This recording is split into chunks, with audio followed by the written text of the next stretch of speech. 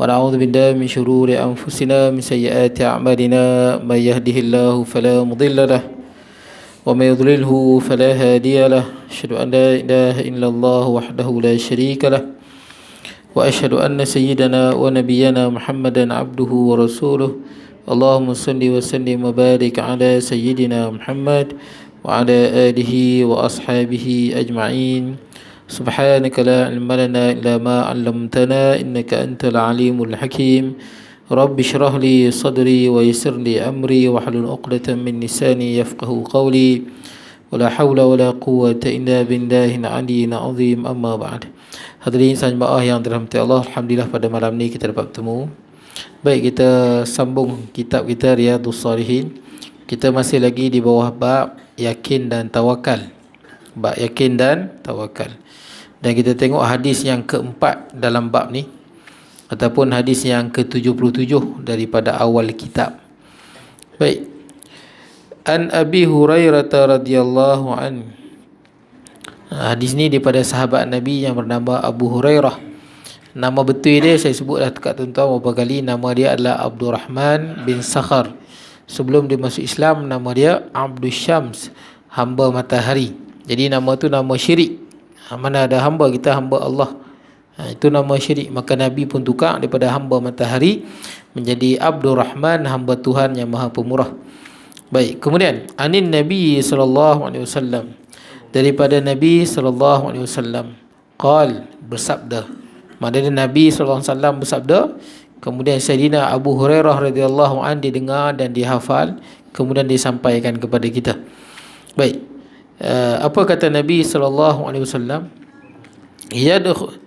Yadkhulul jannah aqwamun afidatuhum mislu afidatit tayr. Rawahu Muslim. Baik, makna dia apa?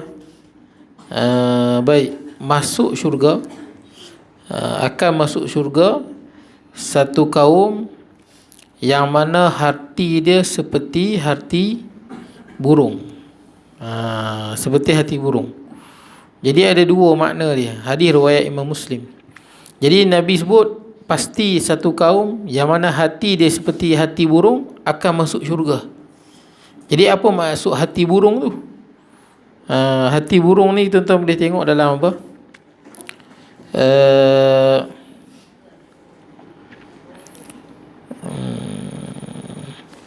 Dalam hadisnya ni. Betul 77 ke 79 takut saya silap.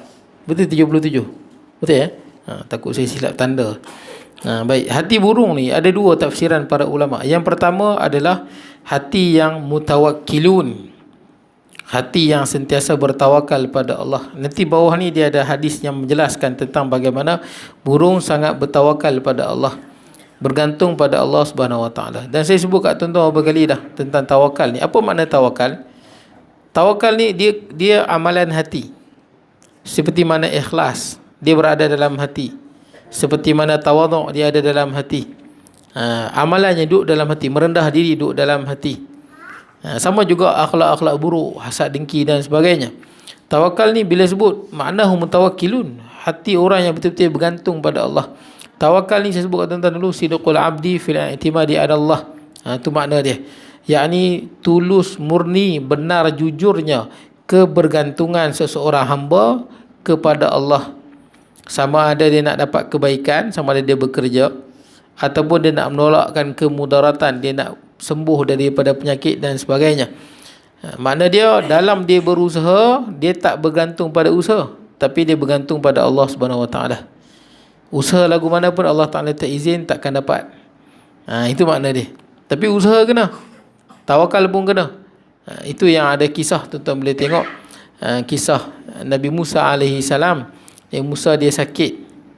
Kemudian datanglah kaum dia Bani Israel jenguk Nabi Musa alaihi salam.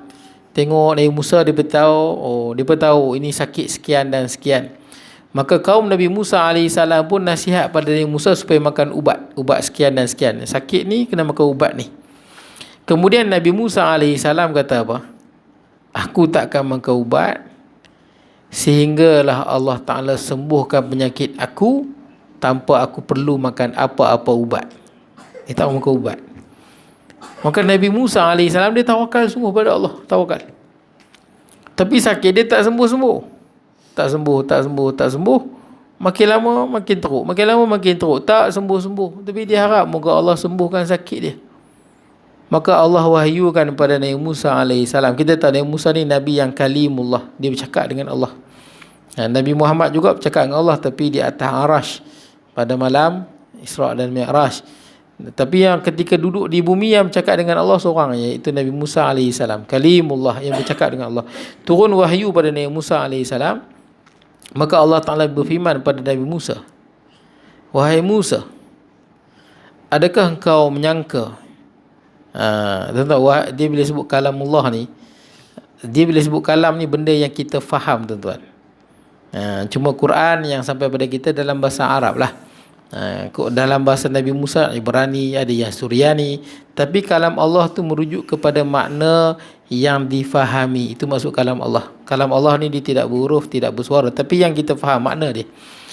Baik, jadi tuan-tuan, kata Allah Azza wa Jalla pada Nabi Musa AS, wahai Musa, adakah engkau menyangka dengan engkau bertawakal kepada aku, maka engkau telah memusnahkan ketetapan aku.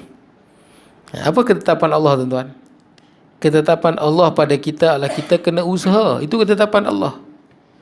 Tuan-tuan baca dalam Al-Quran banyak, tuan-tuan, suruh kita berusaha. Baca surah Jumaah kan, فَإِذَا قَضَيْتُمْ فَإِذَا قُضِيَتُ الصَّلَاةُ فَانْتَشِرُوا فِي الْأَرْضِ. Bila habis sembahyang, bertebaranlah di atas muka bumi. وَابْتَغُوا مِنْ فَضْلِ اللَّهِ, cari rezeki. Dalam Quran ada sebut tentang berjihad di jalan Allah, kena berusaha. Dalam nak menegakkan agama Allah bukan duduk saja doa, kena berjihad. Sahabat Nabi ada yang terkorban, Nabi patah gigi. Nak membela agama Allah pun bukan doa tawakal, usaha. Sahabat Nabi ada yang terkorban dalam medan Uhud, 70 orang terkorban. Agama Allah pun, tuan-tuan, kena usaha. Nak cari rezeki, Nabi semua kerja. Itu ketetapan Allah pada manusia. Apa ketetapan Allah? Kita memang kena kerja. Kita bukan duduk saja. Itu antara satu jalan untuk kita memohon pertolongan pada Allah. Macam mana jalannya? Dengan berusaha. Dengan berusaha. Itu jalan dia. Itu sebab tu saya sebut kata, tuan-tuan, sebab musabab ni dapat pahala. Kita cari rezeki kan, tuan-tuan, cari rezeki, anak nak pergi sekolah, dapat pahala. Itu ladang pahala. Tuan-tuan sakit maka ubat, dapat pahala. Ladang pahala. Apa-apa benda yang kita buat lah, tuan-tuan, segala usaha yang kita buat, semua usaha itu termasuk dalam ruang lingkup ibadah. Ruang lingkup ibadah. Baik, jadi tuan-tuan, sama tuan tengok binatang. Allah jadi binatang. Ada ke binatang duduk saja? Tidak ada. Binatang semua cari makan. Itu makhluk Tuhan. Tuan tengok National Geographic macam mana susah singa nak dapat makanan, buaya nak dapat makanan. Betapa susahnya apa? Semut tak pernah berhenti bekerja. Tuan-tuan pernah tengok semut tidur? Semut tak pernah berhenti tidur. Semut dia bekerja 24 jam. Semua binatang, tuan-tuan, tengok National Geographic. Bila sini apa musim kemarau, depa akan apa, binatang tu depa akan mula apa, merantau kan, pergi ke tempat yang subur. Dalam perantauan tu ada yang kena makan dengan singa, ada yang kena makan dengan buaya, tapi dia berusaha ke tempat yang lain untuk hidup. Semua makhluk yang ada di dunia ni untuk makan, semua usaha. Itu ketetapan Allah pada makhluk. Antara ketetapan Allah Ta'ala juga, bila sakit berubat.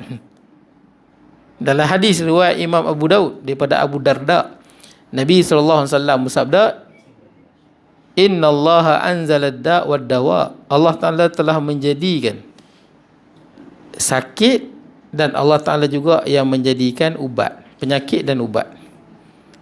Wa ja'ala likulli da'in dawa. Dan Allah Ta'ala jadikan bagi tiap-tiap penyakit tu dia ada ubat dia. Kencing manis apa ubat dia? Gaut apa ubat dia? Stroke apa ubat dia? Sakit gigi apa ubat dia? Pening kepala apa ubat dia? Semua ada ubat. Semua ada ubat-ubat dia. Kemudian kata Nabi apa? Fatadawau, hendaklah kamu berubat. Nampak? Memang arahan Allah supaya kita berubat. Itu ketetapan Allah pada makhluk begitu. Berubat. Kemudian Nabi pesan, wala tadawa bil haram, jangan berubat dengan benda yang haram. Hadis riwayat Imam Abu Daud. Jadi tuan-tuan, Nabi Musa dia tak berubat. Kaum dia bagi dah ubat ni, maka ubat ni sembuh. Dia tak mau, kata aku bertawakal kepada Allah. Sakit dia tak sembuh-sembuh. Allah wahyukan, wahai Musa, adakah kau sangka dengan kau bertawakal maka engkau telah menghancurkan ketetapan aku? Maksud dia apa? Tak payah berubat. Dah kan Allah telah jadikan tiap-tiap penyakit ada ubat. Baik. Kemudian dan akulah yang menjadikan manfaat pada setiap benda. Begitulah firman Allah, maksud firman Allah Subhanahu Wa Taala. Maka Nabi Musa pun makanlah. Lepas turun wahyu tu, Nabi Musa pun panggil kaum dia, hampa pergi carilah ubat tu. Cari ubat yang hampa cakap boleh sembuh tu, cari. Maka kaum dia bawa ubat tu, Nabi Musa meminum, sembuh. Tapi Nabi Musa pun terdetik dalam hati dia, kenapa Allah Ta'ala tak bagi sembuh terus? Kan senang. Maka Allah wahyukan lagi, sesungguhnya akulah yang menjadikan segala benda manfaat pada ubat, manfaat pada tumbuh-tumbuhan dan manfaat pada semua benda. Allah yang memberikan manfaat, bukan benda tu. Tapi kita manusia, kita ada sebab dan sebab. Begitu tuan-tuan. Baik. Jadi tuan-tuan, sama juga waktu Nabi Musa AS sakit gigi. Maka Nabi Musa AS sakit gigi lama. Kita tahu antara benda yang paling sakit dalam dunia ni sakit gigi lah. Jadi sakit gigi lama. Lepas tu Nabi Musa pun mengadu pada Allah Subhanahu Wa Taala. Maka Allah Taala kata, ambillah daun sekian dan sekian. Daun apa tu? Saya lupa. Ada orang dulu-dulu tu, kalau sakit gigi dia bubuh. Bukan bunga cengkeh. Satu lagi. Dia apa? Semambu ke? Saya lupa nama. Tak pernah dengar. Ada kisah, tapi saya lupa nama daun dia tuan-tuan. Daun tu lah. Ambil buh kat gigi. Allah wahyukan. Maka Nabi Musa pun pergi kat padang tempat sekian, ambil daun rumput tu, daun tu, bubuh kat gigi dia. Hilang sakit. Selang apa lama, sakit balik. Maka Nabi Musa AS terus pergi dekat daun tu, bubuh kat gigi, tapi tak sembuh. Maka Nabi Musa pun mengadu pada Allah, bukankah Allah Ta'ala telah memerintahkan dan menunjukkan daun ni boleh menyembuhkan?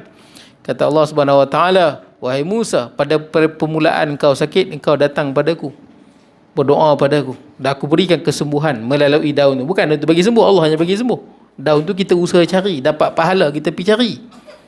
Dapat pahala, Allah Ta'ala bagikan kita pahala. Itu jalan kita beribadah. Kita hidupkan untuk beribadah. Cari ubat tu ibadah. Allah Ta'ala suka orang yang berusaha untuk kebaikan dia. Kemudian kali kedua engkau sakit, engkau tak cari aku, kau pergi mana? Terus pergi kat daun. Daun tak boleh menyembuhkan. Yang menyembuhkan Allah Subhanahu Wa Taala. Cuma bila ada ubat dan sebagainya, itu jalan untuk kita berusaha. Dan jalan-jalan itu Allah kurniakan kita pahala. Baik. Itu yang dia kata pasti akan masuk dalam syurga satu kaum yang hati dia seperti hati burung. Maksudnya kaum ni hati dia sangat bergantung pada Allah Subhanahu Wa Taala. Dia tak bergantung pada sebab. Sebab kena buat tak? Kena buat lah. Itu ladang pahala. Itu perintah Allah Subhanahu Wa Taala. Nabi pun suruh kita berubat. Macam kita hidup. Siapa yang menghidupkan kita? Allah Subhanahu Wa Taala. Siapa yang mematikan kita? Allah Subhanahu Wa Taala. Tapi boleh tak kita tak mau makan, tak mau minum?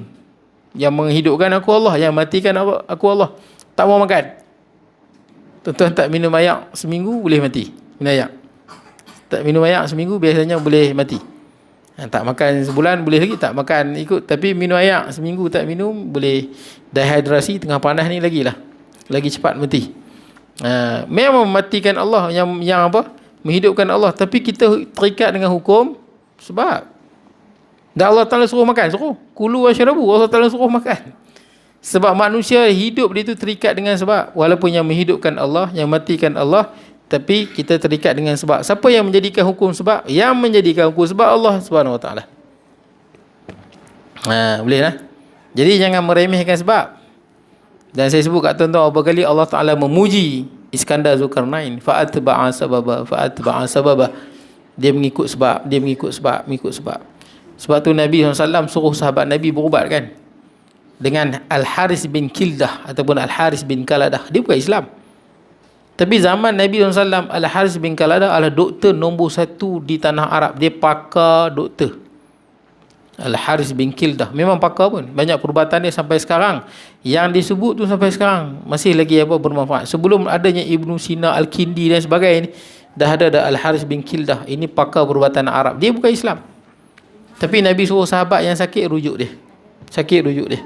Sebab apa? Dia tahu hukum sebab musabab. Tungguru Harundin kita tahu, seorang pakar perubatan Islam. Tapi tengok dia nak berubat jantung dia, pergi ke Texas tu. Jarak 13,000 km daripada Perlis, pergi nak berubat. Dan dia meninggal dunia ketika mana? Sedang operate jantung kan. Ustaz Harundin. Nak cerita sebab musabab, kita tak boleh nafi sebab musabab. Itu sebab musabab. Kita terikat dengan sebab musabab. Manusia itu terikat dengan sebab dan musabab. Baik, yang kedua dia kata qulubuhum raqiqah. Ini pandangan yang kedua, hati dia lembut. Maknanya dia hati dia bukan hati yang keras. Hati keras ni maksudnya keras kepala lah. Susah nak dengar nasihat.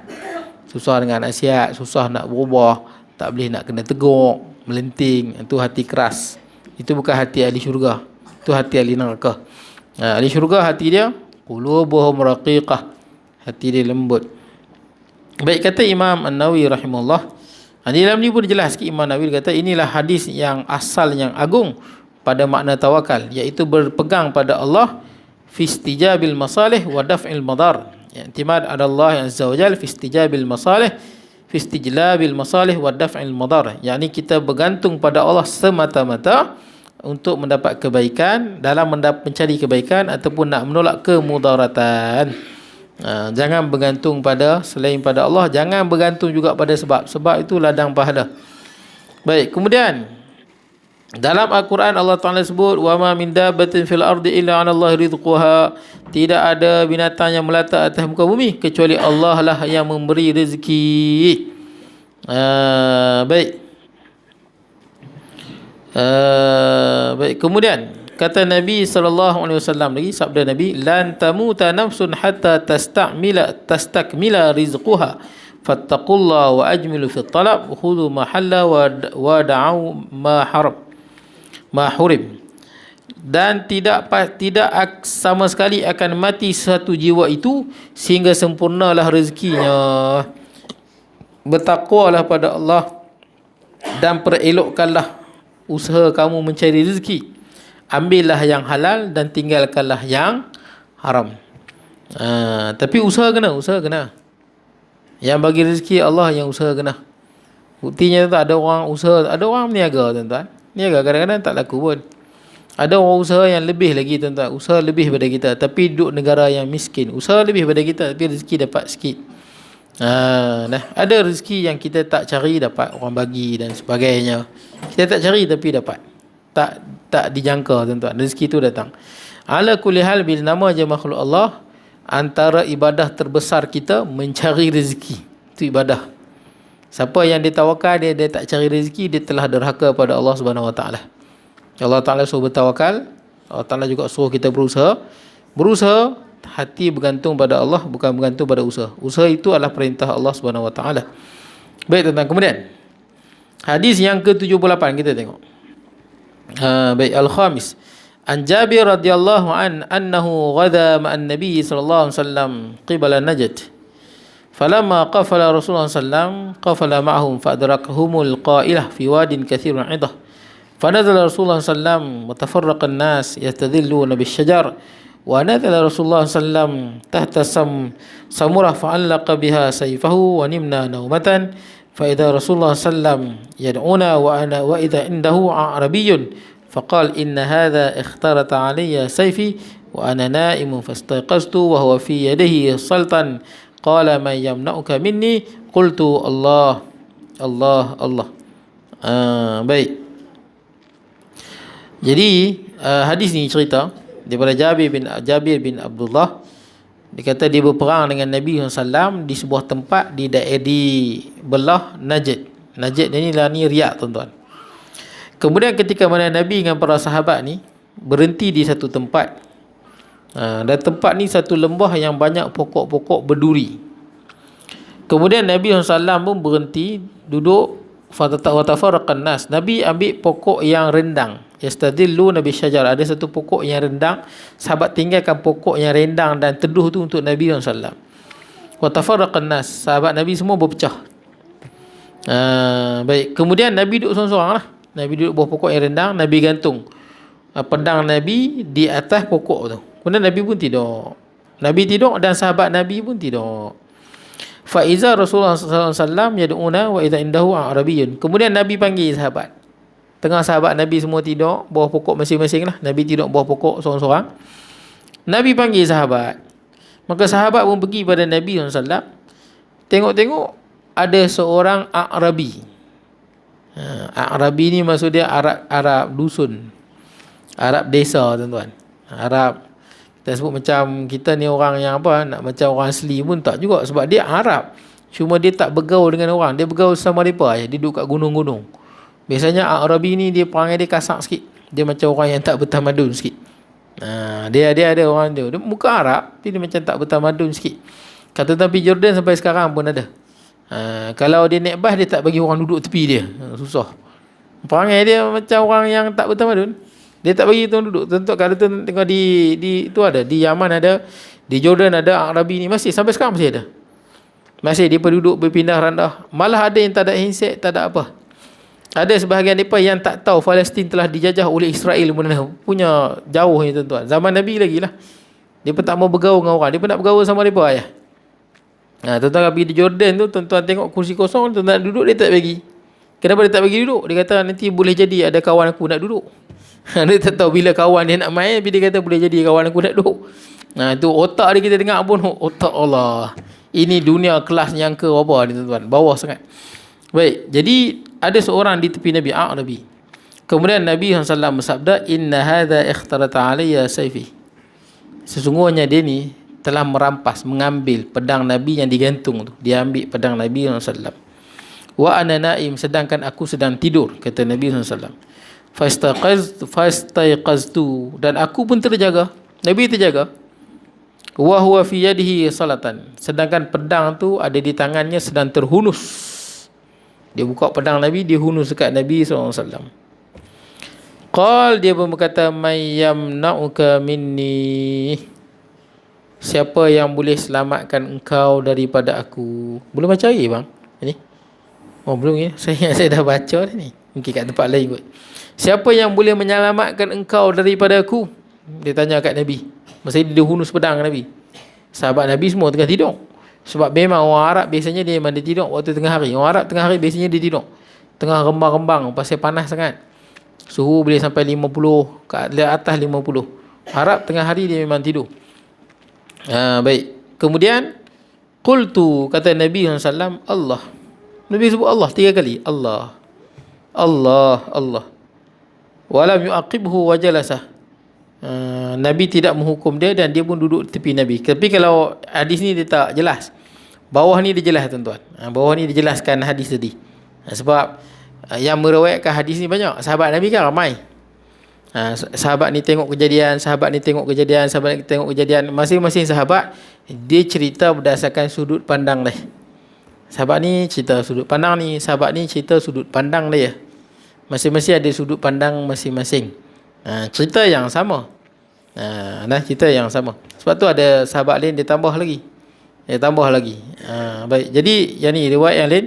Kata Jabir, kunna ma'a Rasulullah SAW bizatir riqa'. Peperangan zatir riqa'. Fa idza ataina 'ala syajaratin dhalilatin. Ketika mana kami datang sebuah pokok yang dhalilah, yang rendang dan redup. Taraknaha, kami tinggalkannya untuk Rasulullah SAW. Tinggalkan, ini khusus untuk Nabi. Pasal pokok ni nampak selesa. Jadi bagi kat Nabi SAW. Faja'a rajulun minal musyrikin wa saifullah SAW mu'allaqun bi syajarah. Datang seorang lelaki musyrik. Lelaki ni Arabi dan dia tak beriman. Dia datang sedangkan masa tu ada pedang Nabi yang sedang tergantung di atas pokok. Fakhtaratahu, maka dia pun rampas, dia ambil. Faqala takhafuni, dia ambil, dia buka, dia hunus dekat Nabi SAW. Kemudian dia tanya kat Nabi. Bila dia hunus, dia kejut Nabi lah. Dia kejut Nabi dengan suara dia. Dia hunus pedang tu pada Nabi SAW. Kemudian dia kata kat Nabi, takhafuni, hang takut tak kat aku? Hang takut tak kat aku? Ni lah perangai orang Arabi. Macam budak-budak tuan-tuan. Buka pedang tunjuk, hang takut tak? Macam budak dia macam tak, orang panggil apa, dia tak bertamadun sangat. Takhafuni, hang takut tak kat aku? Qal, kata Nabi, bersabda Nabi SAW, la, tak. Nabi kata tak. Faqal man yamna'uka minni, siapa yang boleh menghalang engkau daripada aku, ataupun siapa yang boleh selamatkan engkau daripada aku? Dia tanya Nabi, siapa yang boleh selamatkan hang daripada aku? Dia tunjuk pedang kat Nabi SAW. Kata Nabi, Allah. Nabi kata Allah.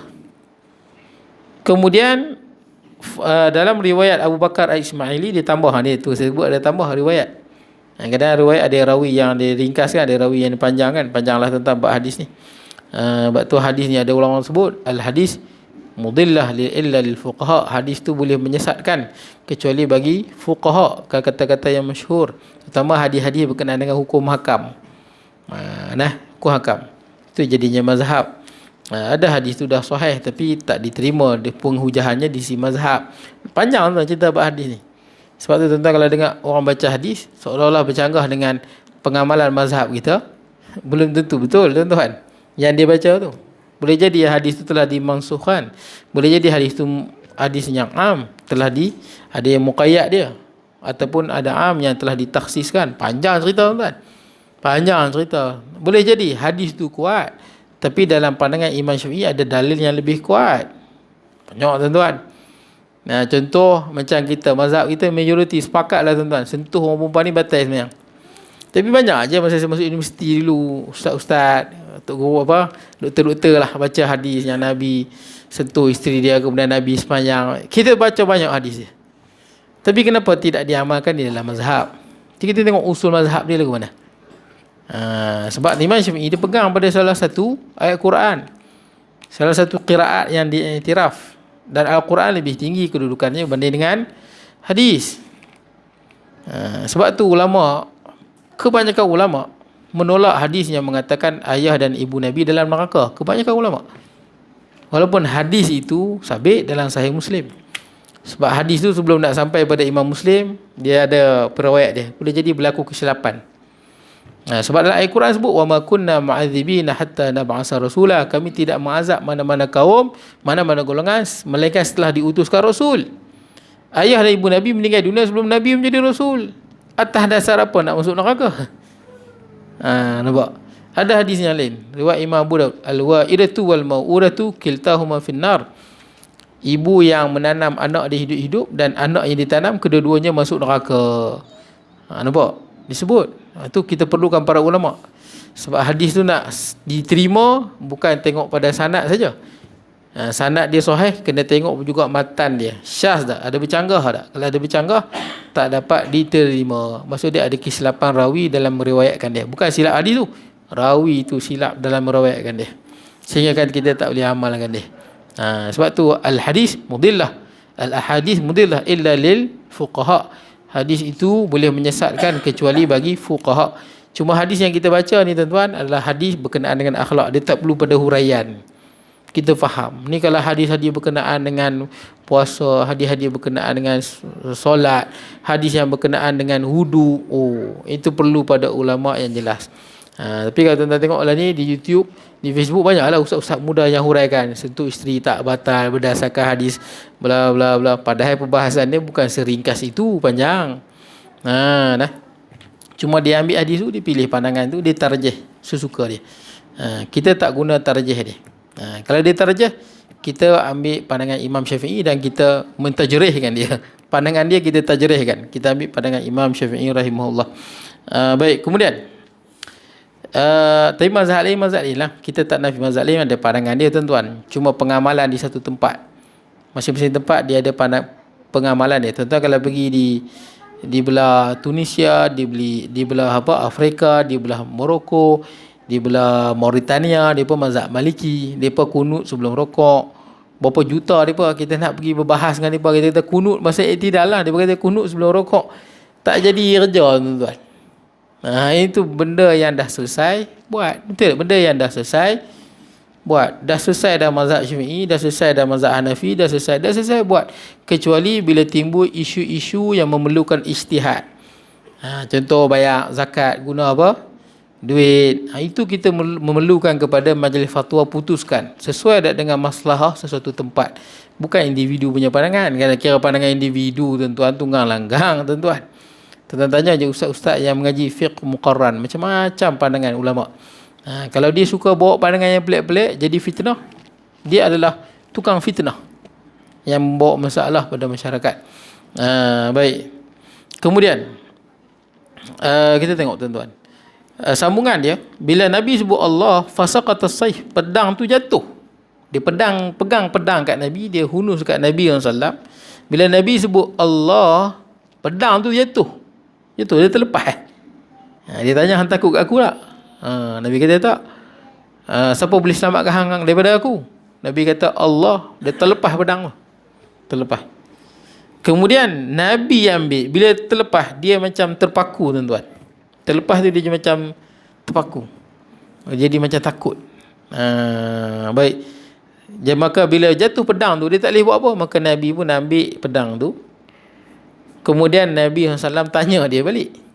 Nabi kata, mayyam na'uka minni, siapa yang boleh selamatkan hang daripada aku? Nabi tanya dia, siapa yang boleh selamatkan hang daripada aku? Baik, tadi dia tanya ni, Nabi tanya pula dia. Maka dia pun berkata, faqal, kata laki ini, kun khaira akhi, jadilah engkau sebaik-baik orang yang memegang pedang ataupun orang yang diminta perlindungan. Ada banyak terjemahan dia. Yang ada kat saya ni semua Arab tuan-tuan. Saya terjemah sendiri je. Sebab abang ada kitab kan, jadi terjemahan dia mungkin lain sikit.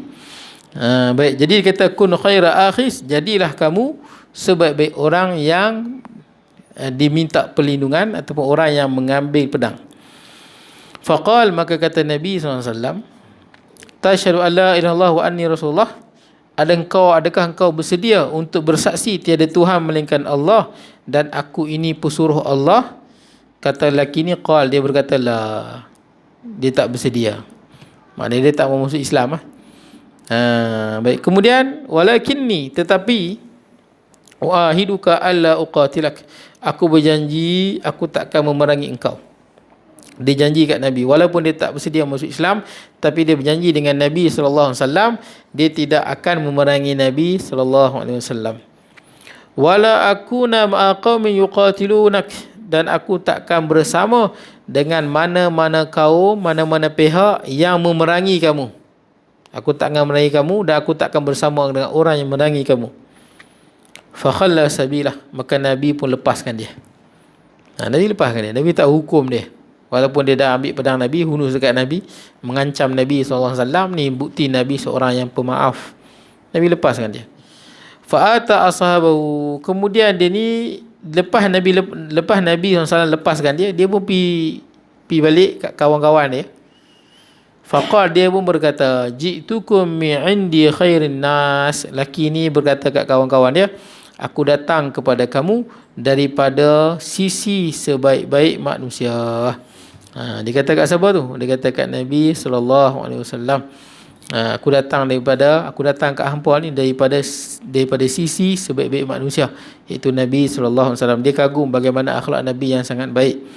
Baik, dalam hadis ni kata Imam Nawawi rahimahullah, kekuatan yakin Nabi SAW, yakin sungguh Nabi.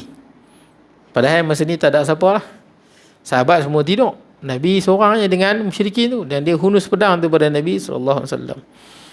Wa tawakkulihi ala Allah azza wajalla, dan dia tingginya tawakal Nabi pada Allah azza wajalla. Dan pengampunnya Nabi, pemaafnya Nabi maafkan lelaki tu. Wa hilmahu, dan Nabi ni sangat penyantun, sopan santun. Wa muqabalatu sayyi'ah bil hasanah, dan membalas kejahatan dengan kebaikan. Ni benda yang paling susah kita nak buat dalam hidup. Orang buat jahat pada kita, kita balas baik. Itu memang antara amalan yang dituntut dalam agama. Orang buat jahat, balas baik. Orang buat jahat, balas baik. Orang kedekut dengan kita, kita pemurahkan dia.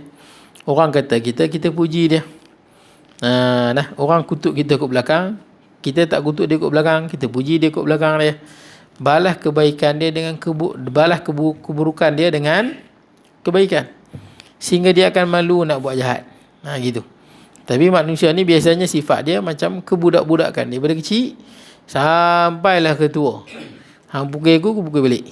Hang kata aku kata balik. Sampai ke tua macam itulah. Dia tak mampu nak advance sikit. Nak upgrade sikit. Upgrade macam mana? Orang buat jahat, balas baik. Biasanya bila balas baik, manusia akan berubah. Nak buat jahat dia jadi malu. Baik, kemudian wa mahasin akhlaqahu, dan betapa baiknya akhlak Nabi SAW, wa kamal karamihi, sempurnanya pemurahnya. Wa qad qala Allah Ta'ala, firman Allah Ta'ala, wa innaka la'ala khuluqin azim, sesungguhnya kamu, yakni Nabi SAW, di atas akhlak yang paling mulia. Ni cerita akhlak Nabi SAW. Sebab tu kita tak boleh buat apa-apa kenyataan yang merendahkan darjat Nabi SAW. Jangan buat apa-apa kenyataan, tuan-tuan. Baik, macam apa? Ada satu makcik saya tengok di Facebook. Makcik ni pemilik syarikat kedai buku yang besar lah. Dia buat satu kenyataan yang tak sepatutnya lah dikeluarkan. Sayang lah. Ada kedai buku, banyak mengeluarkan buku, tapi makcik ni dia keluarkan satu kenyataan yang tak sepatutnya dikeluarkan oleh orang yang beriman. Dia tulis, dan orang tengok lah, saya tak tahu. Seingat saya dia tak buang pun post itu. Patutnya jangan. Dah orang tengok, dia kena buang lah posting dia tu. Dia tulis kat Facebook kan. Dia tulis apa? Antara benda yang Nabi SAW tidak menyelesaikan sehinggalah Nabi wafat. Apa yang Nabi tidak selesaikan? Nabi tidak menyelesaikan masalah cemburu di antara isterinya. Itu dia tulis. Seolah-olah Nabi ni gagal. Itu makna dia, gagal mengurus gagal menyelesaikan cemburu isteri-isterinya. Di sini Nabi kan ramai, ada 11. 2 meninggal masa Nabi hidup. Masa Nabi wafat ada 9 isteri Nabi sallallahu alaihi wasallam. Kenapa di sini Nabi ramai sangat? Pasal dulu tidak ada ketetapan kahwin 4. Dulu orang kahwin ramai. Itu yang isteri Nabi Sulaiman 100, isteri Nabi Daud 100. Isteri orang dulu ramai-ramai. Bila datang masa Nabi datang mula-mula dakwah, sebelum dihadkan 4, bukan suruh kahwin 4, dihadkan 4. Ramai sahabat ada isteri sampai 10, 11, berbelah-belah isteri. Bila turun ayat Quran, suruh pilih 4 saja. Bukan suruh 4 Suluk. Kalau nak kahwin paling banyak 4. Hadkan 4. Bukan turun ayat ni sahabat Nabi daripada bini seorang semua pakai bini 4. Bukan. Sahabat Nabi bini memang dah ramai. Turun ayat ni cerai semua, ambil 4 saja. Sebab tu paling bagus 1. Paling bagus 1. Kalau perlu 2. Kalau perlu lagi 3. Kalau lagi perlu sangat 4 lah. Itu paling tinggi, tu limit. Tapi sebaik-baiknya kata Imam Syafi'i 1 saja. Itu yang paling baik lah. Baik, kemudian tak apalah. Kenapa saya kata tak boleh selesai? Tak disebut lagu tu. Bila dia kata Nabi, antara benda yang Nabi tidak selesaikan adalah sehinggalah kewafatan Nabi adalah sifat cemburu di kalangan isteri. Ni benda yang mengarut, tuan-tuan. Pertama, sifat cemburu ni sifat semula jadi. Sifat yang ada pada manusia. Macam tuan-tuan ada sifat marah, mana boleh buang sifat tu? Tuan-tuan ada sifat sedih, mana boleh buang sifat tu? Tuan-tuan ada sifat apa lagi? Kecewa, mana boleh buang sifat tu? Cuma kita boleh ubat dia dengan sabar. Apa makna sabar? Sabar bukan makna tak ada sedih. Kita sedih, kehilangan orang yang kita sayang. Sedih, meleleh air mata. Tapi sabar. Sabar tu apa? Janganlah kita sedih sampai kita menyalahkan takdir. Kalau menyalahkan takdir, kenapa Allah Ta'ala ambil dia, tak ambil aku dulu ke? Kenapa aku ni anak seorang, kenapa anak aku mati, anak kawan tu 10 semua hidup? Dia nak menyalahkan takdir. Sabar. Sabar macam mana? Tahan lidah ni. Sedih dia pun jangan duk sembang cakap perempuan, cakap benda haram. Marah kat orang, marah ada perasaan marah. Tapi janganlah disebabkan kita marah sampai kita pergi bunuh dia. Tu nampak, tu luar biasa. Marah dia sampai kita fitnah dia di Facebook. Marah kat dia sampai kita maki hamun dia. Marah tu ada, tapi tahan diri, jangan buat perkara yang haram. Tu makna sabar. Tahan diri. Jangan buat benda yang sabar. Jangan benda yang bercanggah dengan agama. Kecewa tu ada kadang-kadang. Kita harap macam ni, dapat lagu ni. Kecewa, tapi janganlah disebabkan kita kecewa, kita bertindak di luar batasan. Kita kecewa, sakit kan, kita nak pergi haji, kecil manis 8. Contoh, orang ramai tak dapat pergi haji. Kecewa lah tuan-tuan. Tapi janganlah sampai kita nak menyalahkan takdir, kita nak mongut sampai kita jadi bedak, tak mau semayang. Benda jadilah. Kecewa lah sifat manusia. Tapi janganlah sampai kita rasa malah nak ibadah. Sifat tu jangan sampai kita mengabaikan tanggungjawab kita. Cemburu di kalangan isteri Nabi ni biasalah tuan-tuan. Cemburu perempuan biasalah cemburu. Sebab tu orang yang kahwin dua, seronok awal-awal, lepas tu pening kepala. Tuan pergi tanya orang yang kahwin ramai. Betul? Dia seronok. Bila dia seronok, tahun pertama, tahun kedua. Tahun ketiga, dia pening kepala. Tahun keempat, lagi dia pening kepala. Ramai yang saya jumpa tuan-tuan. Seronok awal-awal, lepas tu dia mula pening kepala. Pasal apa? Susah. Dia nak urus cemburu tu. Dia kena pandai urus. Nabi berjaya urus. Macam mana Nabi urus sifat cemburu isi Nabi? Pertama, Nabi bersikap lemah lembut. Sikap lemah lembut, jangan marah. Itu cara Nabi urus. Cemburu biasa. Waktu Nabi, giliran Nabi dengan Aisyah radhiyallahu anha, Safiyah binti Huyai hantar makanan kat Nabi. Padahal masa tu Nabi dengan Aisyah. Bila sampai kuih, macam kuih lah atas piring tu, Aisyah cemburu lah. Ni masa dia dengan Nabi SAW. Maka Aisyah tepih, jatuh, pecah. Macam mana Nabi nak menghadapi sifat cemburu tu? Nabi berlembah lembut. Nabi yang kutip, Nabi yang susun balik, Nabi yang letak balik kuih. Tu cara Nabi urus salah satunya. Ada ketika Nabi melawak. Ada ketika isteri Nabi tengah cemburu, Nabi melawak dengan isteri Nabi. Supaya daripada cemburu tu jadi ringan, tak jadi heavy sangat, tak jadi berat. Banyak lagi lah tuan-tuan cara Nabi mengurus cemburu. Nabi buat geliran antara isteri-isteri Nabi. Itu cara mengurus cemburu. Tapi cemburu ada, cemburu tu tak ada. Ada ketika Nabi bagi nasihat. Gitu tu. Ada ketika Nabi memujuk macam Safiyah. Ketika mana dia sedih, dituduh anak Yahudi. Dia memang keturunan Yahudi pun, Safiyah binti Huyai, si Nabi tu. Tapi Nabi kata apa? Nabi pujuk, Nabi kata apa? Engkau adalah anak kepada Harun. Dia cucu cicit Nabi Harun. Siapa pakcik dia? Nabi Musa AS. Nabi pujuk dia dengan fakta yang benar. Ketika Nabi memujuk dia. Banyaklah cara Nabi SAW mengurus cemburu di kalangan isteri Nabi. Cemburu tu sifat biasa, bukan kita hilangkan. Tapi kenyataan makcik tu saya tak tahu. Dia tarik ke tak balik makcik tu, puan apa tau. Tapi kenyataan itu sangat tak patut dan sepatutnya mesti diturunkan daripada status Facebook dia lah. Baik. Habis tuan-tuan. Akan datang kita pergi hadis yang ke-79. Bismillahirrahmanirrahim. Allahumma ja'al jam'ana hadha jam'an huma tafarruqana ba'di tafarruqa ma'sumah. ولا تجعل منا شقيا ولا محروما ولا متولا وصلى نبينا محمد وعلى اله وصحبه وبارك وسلم والحمد لله رب العالمين.